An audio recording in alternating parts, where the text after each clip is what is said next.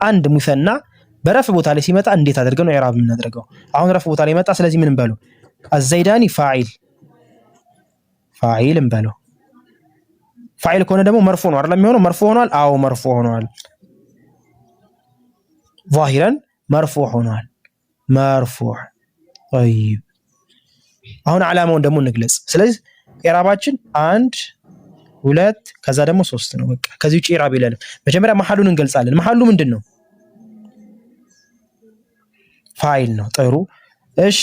ኢዕራብ ነው ያኒ ሙዕረብ ነው አይደለም? ሙዕረብ ከሆነ መርፉዕ እለዋለሁ። ተቅዲረንም ይሁን ምንም ይሁን ማለት ነው። ተቅዲረንም ቢሆን መርፉዕ ነው የምለው፣ ዛሂረንም ቢሆን መርፉዕ ነው የምለው። መብኒይስ ከሆነ መብኒይ አላ ከዛ እለዋለሁ። እንደ ለምሳሌ እነ ضمير ምናምን ከሆኑ አላ ከዛ አለ الفتحም አለ السكونም አለ الكسر። አሁን ግን ይሄ ቃል የሚቀያየር ነው። ስለዚህ ምን ልበለው? መርፉዕ እለዋለሁ። መርፉዕ ቦታ ከሆነ መንሱብ ከሆነ ደግሞ መንሱብ፣ መጅሩር ከሆነ መጅሩር እለዋለሁ ማለት ነው። ጠይብ ሁለተኛ ማለት ነው። ሶስተኛ ደግሞ ምንድነው የምናየው? ምልክቱን እናገራለን። መርፉዕ ከሆነ አሁን ስለ ኢዕራብ ብቻ ስለሆነ የኢዕራብ ሙዕረብ የሆነን ቃል በዚህ አይነት መልኩ ነው የምናደርገው። ይሄንን እንተዋለን። ይሄንን ደግሞ ወደፊት እናያለን። መብኒ የሆነ ቃል ደግሞ እንዴት ነው ስቴፑን እንከተላለን ማለት ነው። አሁን ጥሩ ነው። ፋዒል አመጣን፣ መሐሉን ተናገርን። ፋዒል ማለት ምን አደረግን? መሐሉን ቦታው ምንድነው? የፋዒል ቦታ ነው የተቀመጠው።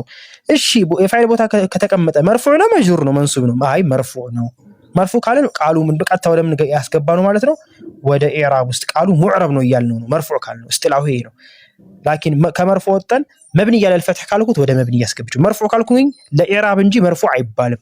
ለኢዕራብ ለመንሱብ መጅሩር መጅዙም የሚለው ለኢዕራብ ብቻ ነው። ቃሉ ሙዕረብ የሚሆን ብቻ ነው። ተቅዲረንም ለፍዘንም ምን ተቅዲረን። ጠይብ መርፉዕ አልኩት ፋዒል መርፉዕ። አሁን ምን እናገራለሁ ማለት ነው? ቀጣይ ዓላማውን እናገራለሁ ማለት ነው። ምልክቱስ ምንድነው?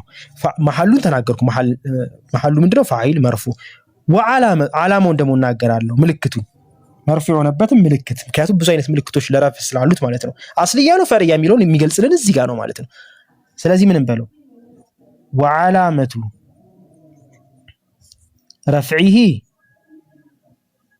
ረፍ አይደለ? ይሄ ረፍ ቦታ አይደለ? ረፍ ካልኩት ወዓላመቱ ረፍዒሂ ነው የምለው። ነስብ ካልኩት ወዓላመቱ ነስቢሂ ነው የምለው። ወዓላመቱ ረፍዒሂ አضማ እንዳለው ፋዒል መርፉዕ ከሆነ አስሉ ማን ነው? ضማ ነው። አضማ እንዳለው ضማ